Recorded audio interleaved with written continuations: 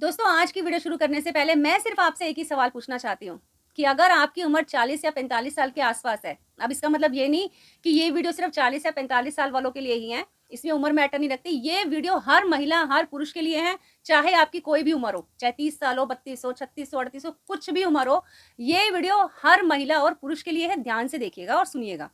तो अगर आपकी उम्र 40 या 45 साल के आसपास है, आप सुबह उठते हैं, चाय पीते हैं, चाय पीते-पीते आपके मन में ना एक ही सवाल आता है कि मैंने इतने साल मेहनत करी, लेकिन मैंने अपने लिए किया ही क्या है? हम इतने साल पिछले कई सालों से हम मेहनत कर रहे हैं। मेहनत करी, परिवार के लिए त्याग किया, बच्चों की ज़रूरतें पूरी करी, रिश्तेदारों के सुख-दुख में काम आए, उनके साथ खड़े हुए। लेकिन अगर कोई हमसे पूछे आकर के कि भाई तुमने इतने साल मेहनत करी, तुमने अपने लिए क्या किया? तो शायद इस सवाल का जवाब हमारे पास नहीं होगा। और सच बताऊँ, यही सवाल इंसान को सबसे ज़्यादा डराता है। क्यों? क्योंकि उम्र बढ़ रही है, शरीर भी अब पहले जैसा नहीं रहा, बचत के नाम पे भी कुछ नहीं है, बच्चों की ज़रूरतें भी अभी तक पूरी नहीं हुई और घर की ज़िम्मेदारियाँ, वो खत्म होने का नाम नहीं ले रही। लेकिन हमारे पास अपने लिए भी, भविष्य के लिए भी, आने वाले भविष्य के लिए भी कोई व्यवस्था नहीं है। तो अगर आप सोचते हैं कि मैंने इतने साल मेहनत करी, अब मैं क्या ही कर लूँगा, कुछ भी नहीं कर सकता, अब तो शायद मेरी ज़िंदगी यूँ ही कट जाएगी, तो बिल्कुल आपको निराश होने की ज़रूरत नहीं है, क्योंकि अभी भी आपके पास बहुत समय है। भले ही आपकी उम्र 40 साल हो गई, 45 साल हो गई, लेकिन आने वाला जो भी समय रहेगा आपका, जो भी समय रहेगा, वो आप उसको बेहतर बना सकते हैं, अच्छा बना सकते हैं, अच्छा बनाने की कोशिश कर सकते हैं और अपनी आर्थिक स्थिति को मजबूत कर सकते हैं। तो आप इस वीडियो को ध्यान से देखिएगा, सुनिएगा, सीखिएगा, क्योंकि आज की वीडियो आपकी सोच ही बदल देगी। हमारे देश में ना करोड़ों लोग ऐसे हैं जो युवावस्था में कमाई तो शुरू करते हैं, लेकिन वो सोचते हैं कि अभी ना बहुत समय है, आगे की प्लानिंग करने के लिए अभी बहुत समय है। फिर क्या होता है? फिर उनकी शादी हो जाती है, बच्चे हो जाते हैं, घर की ज़िम्मेदारियाँ बढ़ जाती हैं, माँ-बाप की ज़िम्मेदारियाँ होती हैं, किसी को घर बनाना होता है, किसी को कर्ज़ चुकाना होता है और ऐसे चक्रव्यूह में फँस जाते हैं कि उनको आगे का सोचने के लिए समय ही नहीं मिलता है। और उसके बाद वो कहते हैं कि काश हमने तब किया होता। क्योंकि 25 साल की जब उनकी उम्र होती है, तो उस टाइम पे उनको वो 45 साल ना, जो 45 साल उनको लगता है, वो उनको बहुत दूर नज़र आते हैं। लेकिन जिनकी उम्र इस समय 40 या 45 साल है ना, उनसे पूछिए, उनको लगेगा कि ये तो कल ही की तो बात है। अब सबसे बड़ी परेशानी क्या है? सबसे बड़ी परेशानी ये नहीं है कि आपने निवेश ही नहीं किया। सबसे बड़ी परेशानी ये है कि आपने हार मान ली है। आपने सोच लिया है कि भई अब कुछ नहीं हो सकता, अब मैं कुछ नहीं कर सकता। कई बार क्या होता है कि हम दूसरों को देख कर के ना बहुत दुखी होते हैं कि उसने 2-2 प्लॉट खरीद लिए, उसने उसके वहाँ तो किराए की इनकम आ रही है, उसने अपना इतना बड़ा घर बना लिया, उसने यहाँ पे इन्वेस्ट कर लिया।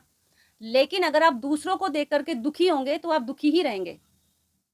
अब कुछ लोग ना दूसरों की ज़िंदगी को देख कर के ना बहुत दुखी होते हैं।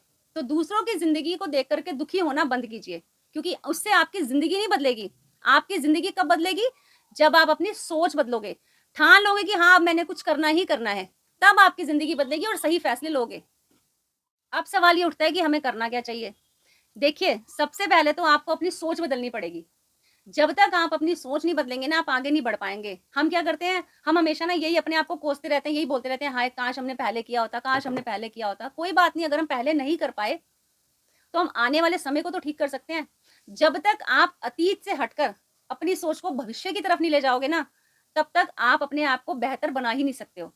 इसलिए अपनी सोच बदलो और भविष्य की ओर ले जाने की कोशिश करो। अब मैं आपको एक छोटा-सा उदाहरण देती हूँ। मान लीजिए आपकी उम्र 40 से 45 साल है और एक सामान्य जीवन आप जीते हो, तो आपके पास अभी भी 20 से 25 साल है। ये मैं एक जनरली बात कर रही हूँ, उदाहरण के तौर पे बता रही हूँ, क्योंकि कोई भी किसी की उम्र नहीं बता सकता है। मैं एक सिर्फ़ एक एग्ज़ाम्पल दे रही हूँ कि आने वाले अभी भी 15 से 20 साल, 25 साल आपके पास हैं, तो आप उसको बेहतर बनाने की कोशिश करो। ये मत सोचो कि आपने पिछले जो इतने सालों में मेहनत करी, आपने उसमें कुछ भी नहीं किया। नहीं किया, कोई बात नहीं। अब आप ठीक कर सकते हो। अब सवाल ये आता है कि आपके पास 15 साल, 20 साल, 25 साल जो भी बचे हैं, आप उसे कैसे गुज़ारोगे?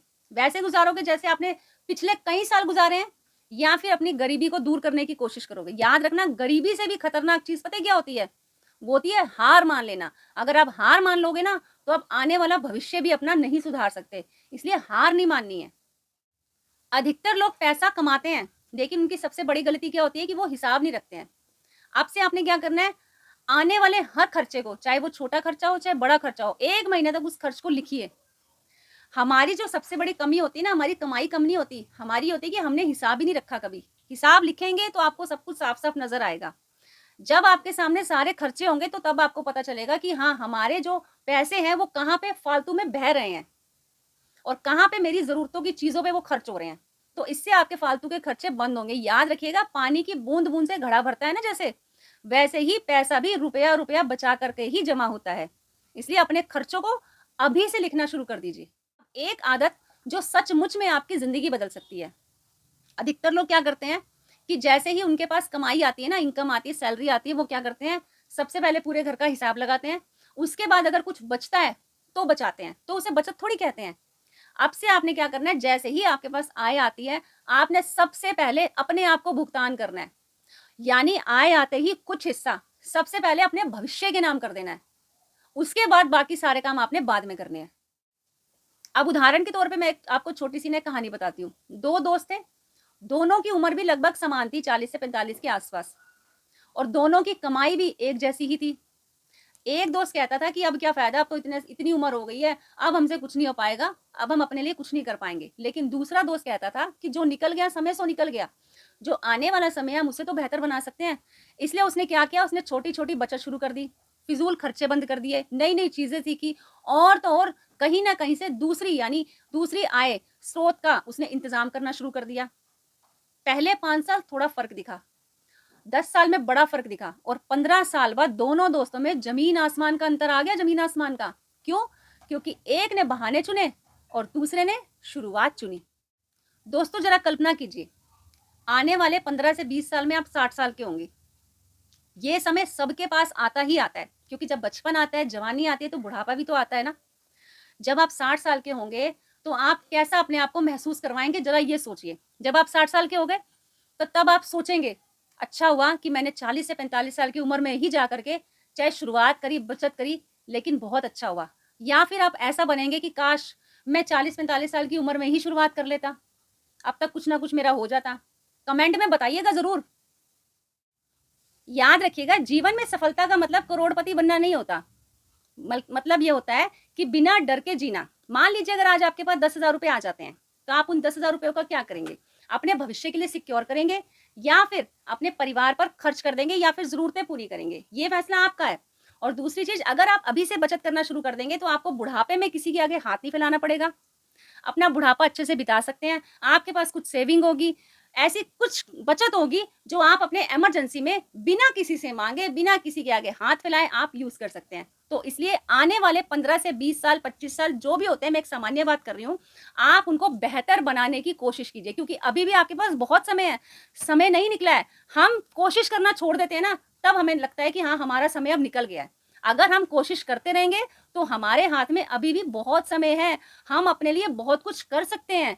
इसलिए हार मत मानना कभी भी।